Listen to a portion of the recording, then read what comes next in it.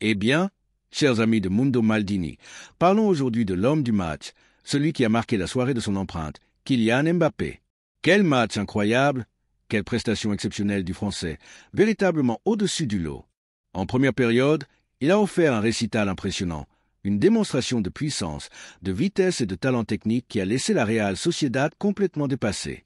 En second mi-temps, son influence a été un peu plus réduite, forcément, puisque le Real Madrid se retrouvait à 10 contre 11 après l'expulsion de Ojén, ce que nous analyserons en détail tout à l'heure. Mais même dans ces conditions, Mbappé a confirmé qu'il était intenable, absolument imparable, et qu'en ce moment il traverse un état de forme tout simplement phénoménal. Aujourd'hui, sans la moindre discussion, Kylian Mbappé a été l'homme du match, celui qui a porté le Real Madrid sur ses épaules.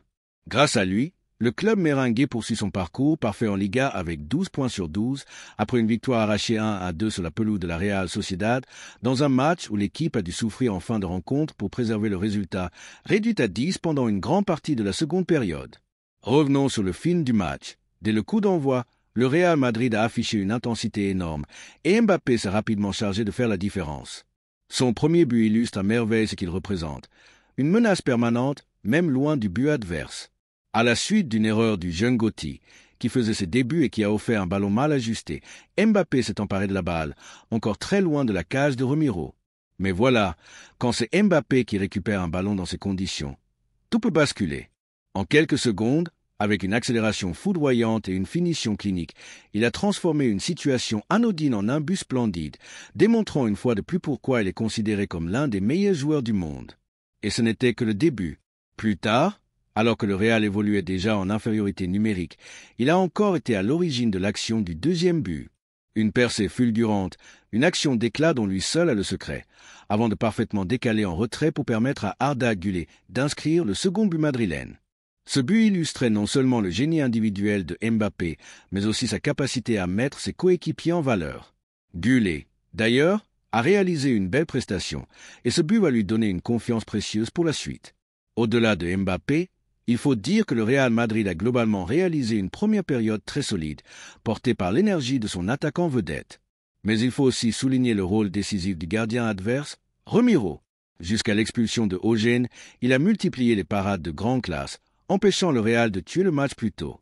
On retiendra notamment un arrêt exceptionnel face à Tchouaméni, une action qui aurait pu sceller définitivement le sort de la rencontre. Du côté de la Real Sociedad, l'équipe alignée manquait de l'épaisseur et de la qualité qu'on lui connaît habituellement. Avec Remiro dans les buts, une défense composée d'Aritz, Zubeldia, le Croate Caltacar et Sergio Gomez, ainsi qu'un milieu où figuraient Goroxa et Gotti, il était clair que la Real n'avait pas le même équilibre que par le passé. Carlos réentré en jeu a apporté un peu de fraîcheur et Barnechea a été intéressant, tout comme Pablo Marin et Guedes, alors qu'Oyarzabal, capitaine, a essayé d'impulser le jeu offensif.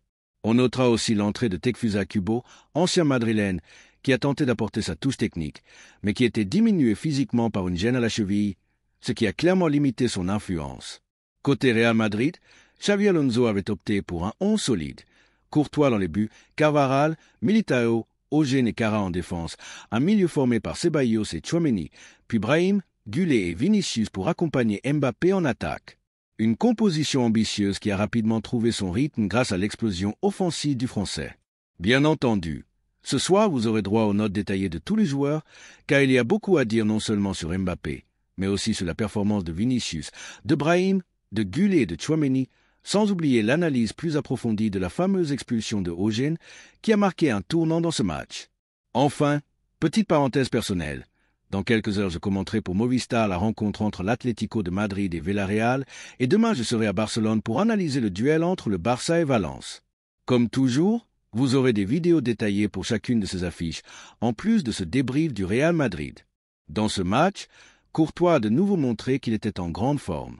Même si le Real Madrid n'a pas eu besoin de parades extraordinaires de sa part, car l'équipe contrôlait globalement la rencontre, il a néanmoins été solide et fiable, répondant présent dès que nécessaire. Il est clair que sa performance n'a pas été décisive dans le sens où le Real n'a jamais vraiment été mis en danger, mais sa présence rassurante a permis au reste de l'équipe d'évoluer avec confiance. Xavi Alonso a fait des choix intéressants dans la gestion de son effectif.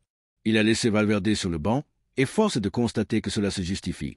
Valverde n'était clairement pas au mieux de sa forme.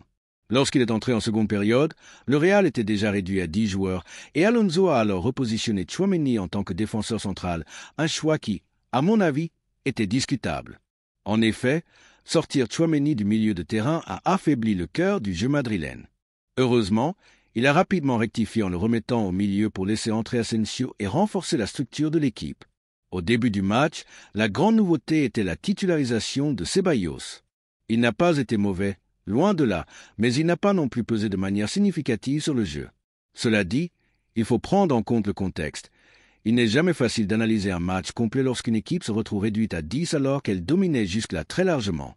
Le Real Madrid contrôlait le jeu de manière impressionnante, avec un rythme élevé et une intensité remarquable. Arda Güler, notamment, a été très actif. Il a marqué un but qui a été annulé pour un hors-jeu infinitésimal sur Kylian Mbappé, avant de s'illustrer à nouveau dans l'action du deuxième but. Sa performance a été solide, surtout dans le rôle de double pivot avec Ceballos au milieu. Lors de la période où Tchouaméni jouait en défense centrale, le milieu madrilène manquait un peu de densité, et la Real Sociedad, avec un joueur de plus, parvenait à progresser plus facilement. Cependant, la Real Sociedad n'a pas été mauvaise non plus. Il faut souligner les jeunes éléments de l'équipe, comme Gauthier, qui ont montré de belles choses et commencent à s'affirmer sur la scène professionnelle. En revanche, Guedes n'a pas été convaincant, et Oyarzabal, malgré quelques bons moments, n'a pas réussi à changer l'issue du match. Les points forts côté basque ont été Barnechea et, bien sûr, Romero, qui a tenu la Real à flot jusqu'à la fin. Malgré cela, les occasions franches ont été rares et l'équipe a davantage créé une impression de danger que de réelles menaces concrètes pour l'égalisation. Un point technique à souligner, la fameuse action du hors-jeu semi-automatique. Comme je le répète toujours, c'est une question de foi. Soit on croit au système, soit on ne croit pas. Le but de Güler annulé pour quelques millièmes de seconde en est la preuve. Ces micro-décisions sont cruciales, et malheureusement pour Mbappé, elles semblent souvent aller contre lui ces derniers temps. Rodrigo, quant à lui, n'a pas joué une seule minute. Il faudra suivre de près sa situation au Real, car il semble de moins en moins impliqué dans la rotation de l'équipe. Enfin, il faut souligner la gestion globale du match par Xavi Alonso. Malgré une première erreur tactique avec Tchouaméni en défense centrale, il a se rectifié rapidement, repositionné ses joueurs et opéré des changements courageux et pertinents. L'entrée de Fran Garcia dans l'entrejeu, en remplacement de Vinicius, illustre cette audace, tout comme les ajustements de position de Brahim et Güler pour maintenir le contrôle du milieu. Valverde, malgré sa position sur la droite, a peiné à s'imposer. Le Real Madrid, avec un milieu composé de Ceballos et Tchouaméni, accompagné de Mbappé et Güler en attaque, a parfaitement maîtrisé le tempo et le contrôle du jeu. Mbappé, en particulier, a été une véritable menace constante. Chaque balle qu'il touchait semblait synonyme de but potentiel, rappelant par moments l'impact que Ronaldo Nazario pouvait avoir sur un terrain. Même en seconde période, alors que le Real était réduit à 10, il a été le seul capable de créer de véritables situations dangereuses et de faire la différence.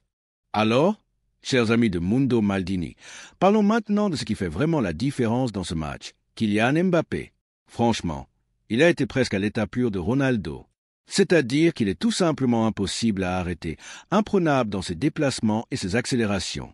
Bien sûr, son premier but est né d'une erreur du jeune Gauthier, qui débute et qui a offert un ballon un peu mal ajusté. Mais ensuite, regardez où Mbappé place le ballon, la façon dont il transforme cette action en but. C'est tout simplement spectaculaire. Le Real Madrid a dominé sur le plan du jeu aérien, et sa maîtrise des coups de pied arrêtés a été remarquable. Eugène, positionné au second poteau, a failli marquer après un centre, rappelant sa réalisation similaire contre Majorque. À ce moment-là, Romero a réalisé un arrêt exceptionnel, un véritable paratonnerre pour la Real Sociedad. Le triomphe du Real Madrid a été laborieux. Il y a eu des moments de grande souffrance, notamment après l'expulsion de Eugène, qui a contraint le Real à se replier complètement et à limiter ses contre-attaques. Mbappé s'est alors retrouvé quasiment seul en pointe, soutenu seulement par Fran Garcia et Cara derrière lui. Venons maintenant à la fameuse séquence polémique. Il y a eu plusieurs actions discutables dans le match, mais l'une des plus claires est le penalty de Carvajal. Pour moi, ce penalty est indiscutable. Carvajal ne proteste même pas. Il se jette au sol, bras tendus, et intercepte la trajectoire d'un ballon venu de Barrenechea. Clairement, c'est un penalty net et précis. En revanche, l'expulsion de Eugène est, à mon avis, totalement injustifiée. La situation est un ballon en profondeur, Eugène suit Oyarzabal et Militao est positionné très près de lui, juste après le milieu de terrain.